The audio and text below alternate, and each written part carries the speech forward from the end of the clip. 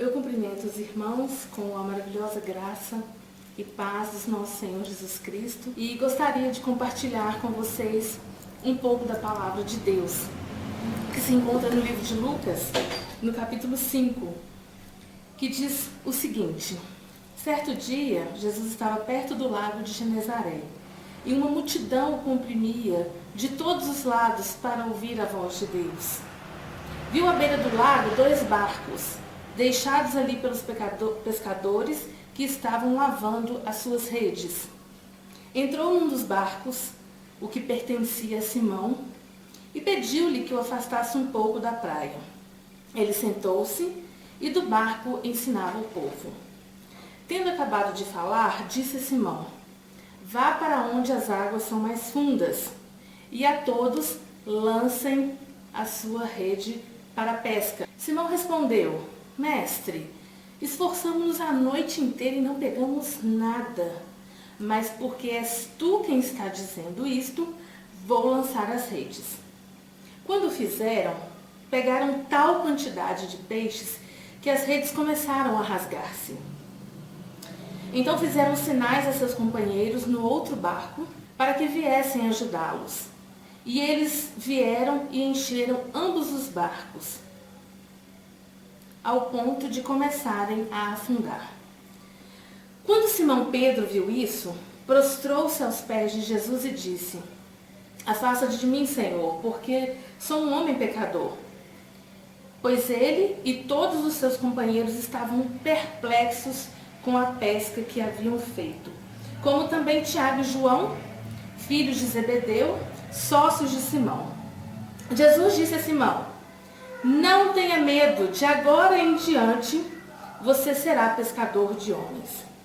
Eles então arrastaram seus barcos para a praia, deixaram tudo e o seguiram.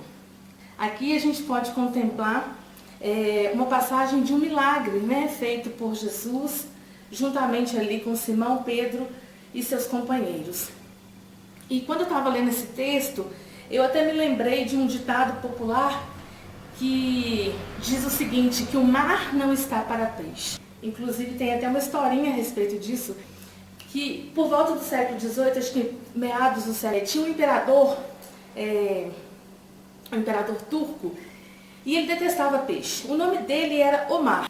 Então quando ele ia conquistando as terras, desbravando lugares, ele já mandava um soldado ir antes e avisar a população que por ali vivesse. E ele saía gritando já anunciando a chegada do imperador e dizendo: o mar não está para peixe, o mar não está para peixe. Ou seja, cuidado, não ofereçam peixe ao imperador, porque ele detesta. E eu me lembrei desse ditado, eu creio que naquele dia o mar também não estava para peixe. Pegando o gancho aí do nome do imperador, Omar, daí surgiu o ditado, o mar não está para peixe. Eu creio que naquele dia também a situação não estava boa. Eles deviam estar preocupados, eles tinham trabalhado a noite toda, lançado redes a noite toda. A pesca era uma atividade muito comum daquela época, as pessoas viviam disso. E tinham 2 barcos e eles trabalharam. Eu imagino que eles estavam preocupados. Mas Jesus estava ali. Jesus estava passando e uma multidão seguia. E naquele dia isso aconteceu. Jesus estava ali com uma multidão pregando a palavra de Deus. E ele pede um dos barcos, como a multidão estava espreitando muito a Jesus, então Jesus achou melhor ir para um desses barcos. E ele entrou e assentou-se. A posição de se sentar, o mestre assentar, para o contexto judaico ali, é uma posição de ensino mesmo. Os mestres se sentam para ficarem mais à vontade, para poder trazer o ensino. E Jesus fez isso. E de repente Jesus fala para Simão: Simão, vá mais adiante, vá para águas mais fundas. Olha, mestre, nós já fizemos isso, nós já arremessamos, trabalhamos a noite inteira e nós não conseguimos nada, mas como é o Senhor, como és tu que está dizendo, aí eu respeito, então eu vou lá. E aí eu queria compartilhar com vocês algumas lições que a gente tem, a palavra do Senhor nos traz, que a primeira delas é ouvir. Nós precisamos estar atentos à voz do Senhor, ao que o Senhor tem a nos falar, ao que o Senhor tem a nos revelar. E como é é que o Senhor nos revela nos dias de hoje? Através da palavra dele. Então, leiamos mais a palavra de Deus, estejamos mais atentos ao que o Senhor tem para nós, vamos dispor o nosso ouvido, né? Estarmos sensíveis ao que o Espírito Santo tem a nos dizer, ao que o Senhor tem a nos dizer. Então, o primeiro passo, esteja disponível para ouvir, ouça. E o segundo passo que eu tenho para você é trabalhe, continue trabalhando. Olha, Deus, o Senhor, Ele conta conosco, Ele conta comigo, Ele conta com você na obra dele. Irmão, Ele conta com pessoas trabalhadoras, pessoas responsáveis, pessoas atarefadas. Às vezes nós falamos tanto, eu não tenho tempo, mas eu não posso trabalhar no ministério na minha igreja, mas eu não posso participar de tal projeto que vá abençoar vidas, abençoar crianças, pessoas, né, idosos, projetos com terceira idade. A gente sempre está arrumando uma desculpa. Olha, irmão, Deus não vai procurar e chamar alguém desocupado. Ele vai chamar alguém que seja responsável, alguém que tenha tarefas, porque Deus conta conosco. Então, meu irmão, trabalho não é desculpa. E para isso, trabalhe mais ainda. Doe um pouco do seu tempo, da sua vida, dos seus dons e talentos na obra do Senhor. Continue firme trabalhando. E o Senhor vai sempre procurar por pessoas responsáveis e trabalhadoras. Então, cansaço não é desculpa. Vamos nos dispor, mesmo com a nossa vida secular meio atropelada, mas estejamos dispostos a trabalhar na obra do Senhor. No livro de Lucas, no capítulo 10, 2, fala que a seara é grande e poucos são os ceifadores. Então Deus conta conosco. Medite nisso, ouça, depois trabalhe, né? Esteja disposto ali. A lição que a gente aprende disso daqui é obedecer. Tudo que acontece de distorção de vida, de confusões, precede a uma desobediência. Os irmãos podem observar isso. Então, escolha sempre obedecer. Tem uma canção infantil muito bonitinha que diz: obedecer a Deus é sempre o melhor, pois Ele é fiel e cumpre o que diz. Então, independente de qualquer situação, escolhamos a boa parte, que é a obediência. Obedeça ao seu chamado, obedeça à voz do Senhor. Quantas pessoas, né, às vezes têm fugido do seu chamado, reconhece, entende que precisa estar ativo ali no seu ministério, mas tem feito como Jonas, tem fugido. Obedeça, escolha obedecer. A outra lição que nós temos aqui, que está tão expressa lá no versículo 8, né? Seja humilde.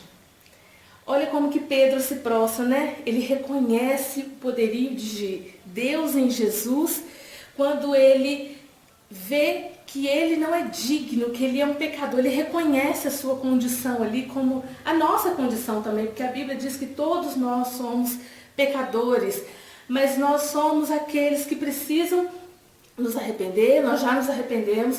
E o ser humilde é em todos os sentidos. Se a gente falha em alguma coisa, a gente precisa reconhecer, pedir perdão. Assim eu reconheço o senhorio de Deus na minha vida. Assim como Pedro fez.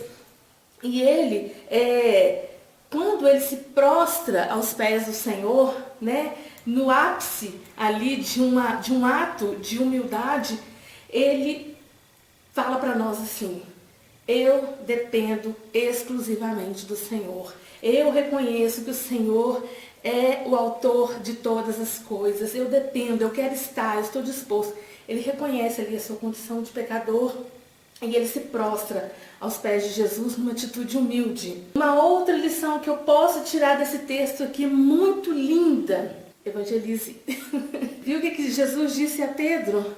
Não tenha medo, a partir de hoje você será pescador de homens.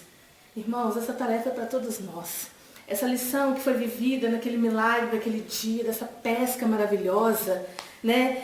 Que eu até coloco essa palavra como além da pescaria, porque além de um simples ato, de uma atividade rotineira ali daquela comunidade, daquelas pessoas ali naquele lago de Genezaré, muito além Deus, né, através de Jesus, tinha para Simão e os seus companheiros, Simão Pedro e os seus companheiros, e muito além da pescaria, o Senhor tem para nós. Então, evangelize. Muitas pessoas acham que precisam atravessar o mundo serem canais de bênção, para contar as boas novas de Jesus, para contar o que Deus fez. Meu irmão, às vezes nós precisamos atravessar uma rua para falar com o nosso vizinho.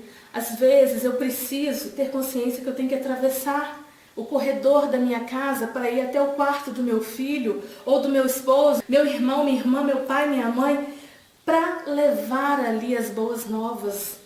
Vamos sair da nossa zona de conforto. Às vezes nós estamos tão bonitinhos ali numa caixinha, todos arrumadinhos, só indo à igreja, só participando de um culto aqui, uma célula ali. Deus conta conosco. Vamos evangelizar. Sejamos pescadores de almas também. Então atravesse a sua rua, atravesse o bairro, vá até a casa de um amigo, de um colega, atravesse as salas que precisam ser atravessadas. Você não precisa atravessar o mundo para evangelizar.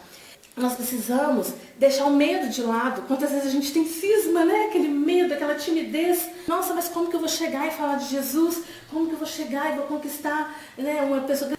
Meu irmão, ore ao Senhor, estude a palavra. Você tem todos os instrumentos, porque quem convence é o Espírito Santo. Vá, não tenha medo. Fale de Jesus, o que Ele fez na sua vida, o que Ele faz todo dia na sua vida. O milagre da salvação que nós temos em Cristo Jesus.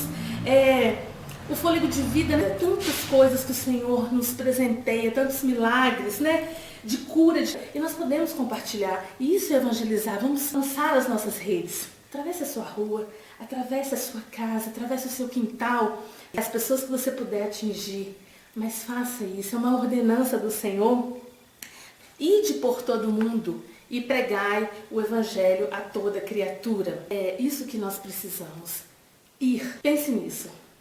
Evangelize. É a nossa função como soldados de Cristo que somos nessa terra, como pescadores de homens que também somos nessa terra. Por último, renuncie. Existe algo na sua vida que tem impedido de seguir a Cristo? O que nos impede de ir além, a um nível mais profundo com Deus? Lembra-se da ordem que Jesus deu a Pedro? Vá para águas mais fundas. Às vezes nós precisamos ir para águas mais fundas mesmo, para vermos, contemplarmos milagres do Senhor na nossa vida e na vida de outras pessoas. E às vezes a gente não abre mão de certas coisas. A gente não abre mão do nosso eu, a gente não abre mão do nosso tempo, a gente não abre mão da nossa família, de tantas coisas a gente não abre mão. Por isso, irmãos, para viver uma vida com Cristo, para caminhar com o Senhor, nós precisamos a todo tempo renunciar a nós mesmos. Então, que essa palavra venha de encontro ao seu coração, que o Espírito Santo complete tudo aquilo que eu não pude falar nesses poucos minutos. A primeira delas, ouça, esteja atento, trabalhe arduamente, obedeça, escolha sempre obedecer. Seja humilde. Nesse texto eu aprendi com Pedro, quando prostrou aos pés do Senhor, reconhecendo ser um pecador e que dependia do Senhor. Evangelize, alcance a sua família, alcance seus amigos e renuncie. Renuncie, fale não. Diga sim para Jesus, não para as outras coisas que impeçam esse relacionamento íntimo com o Senhor. Que o Senhor nos abençoe e que todos nós possamos ultrapassar as barreiras, ter os ouvidos sensíveis à voz do Senhor, que as dificuldades da vida não atrapalhem a nossa fé, que trabalhemos com prazer, jogando as nossas redes em lugares mais fundos, que Ele tire todo o nosso medo e nos dê ousadia para sermos grandes pescadores de almas e tenhamos sempre barcos repletos do que Ele tem proposto para nós. Que sejamos filhos fiéis e reconhecedores do poder e autoridade de Deus nas nossas vidas. E que renunciemos tudo aquilo que não nos edifica, que rouba nosso tempo com Deus. Que tenhamos uma vida de santidade, o mais importante, Que caminhemos para uma vida de santidade, nos aperfeiçoando cada dia mais, como Paulo já nos disse, Para colhermos bons frutos e sermos testemunhas do milagre de Deus. Amém, irmão? Eu agradeço a oportunidade no nome de Jesus. Amém.